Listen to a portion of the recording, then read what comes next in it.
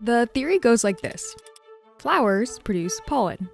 They also produce nectar, which bees collect to make honey.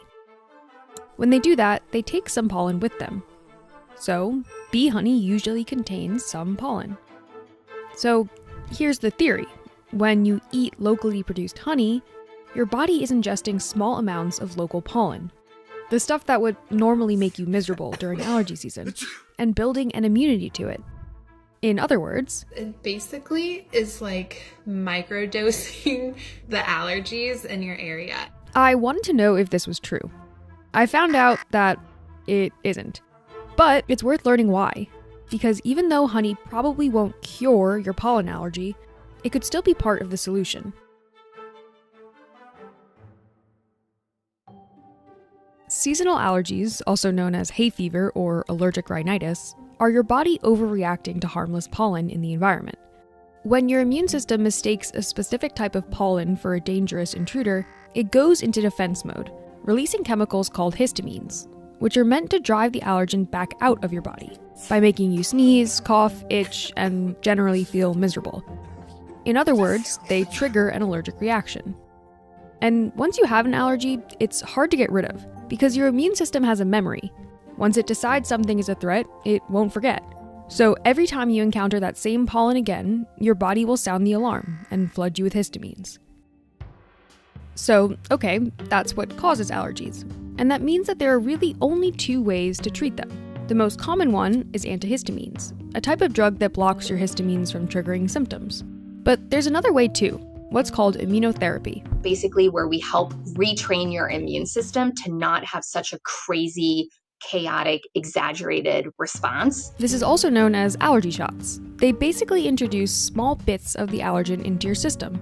And in order to be effective, the dose you receive has to exist in a sort of sweet spot, enough to wake up your immune system and even trigger slight symptoms at the injection point, but not enough to trigger a whole body systematic response. And then over time, we slowly increase that amount so that we're basically not tricking your immune system, but getting it to tolerate those amounts. As the dose you receive increases, your body's threshold for this sweet spot does too, until eventually you barely respond to the allergen at all. So over time, not days or weeks, but like over months and years, we can get your immune system to tolerate being around that trigger, that allergen, and not have the same symptoms. So if these shots contain a tiny bit of allergens, and honey contains a tiny bit of allergens, why not just eat honey instead? Well, that's not a thing. After a very quick break, we'll tell you why.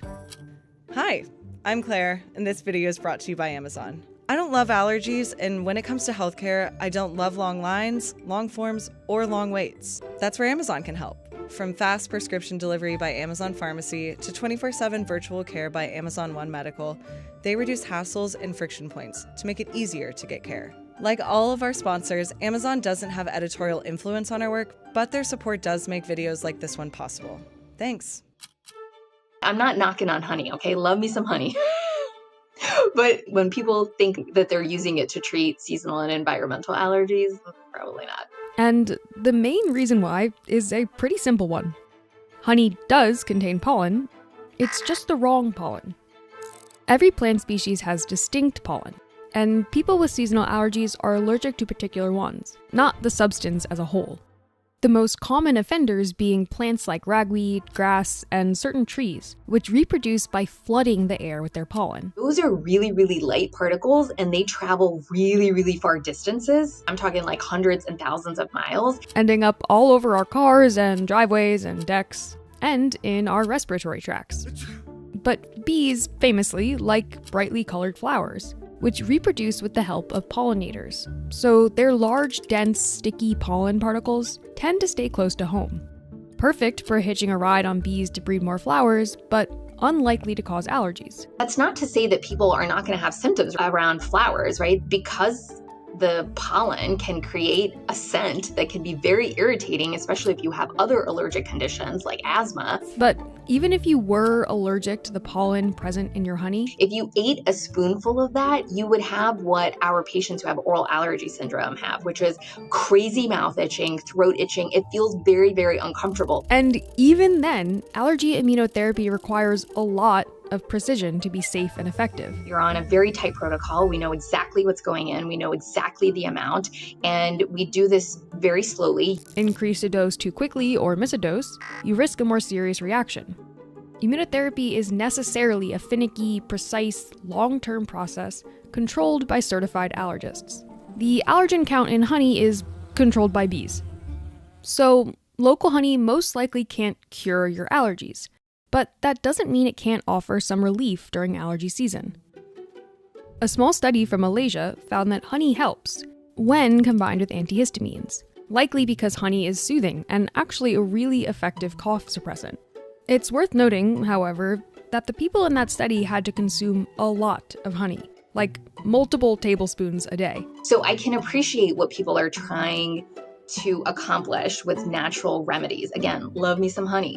But is it going to be the thing that retrains your immune system? Like, no. Still, there's a reason people have been using honey for medicinal purposes for centuries. For things like weakness and loss of appetite in 13th century Iran, and pain relief in ancient Greece. It's got some pretty striking healing properties. Because, and modern studies do support this, it's naturally antimicrobial, anti-inflammatory, and of course, biodegradable. Which is part of why honey may be particularly helpful when incorporated into sensitive treatments like bone grafts, burn dressings, and dental implants. So, provided you're not allergic to honey, which some people are, or a baby who is under 12 months old, honey definitely has its uses. It's just that curing your allergies isn't one of them. To each their own.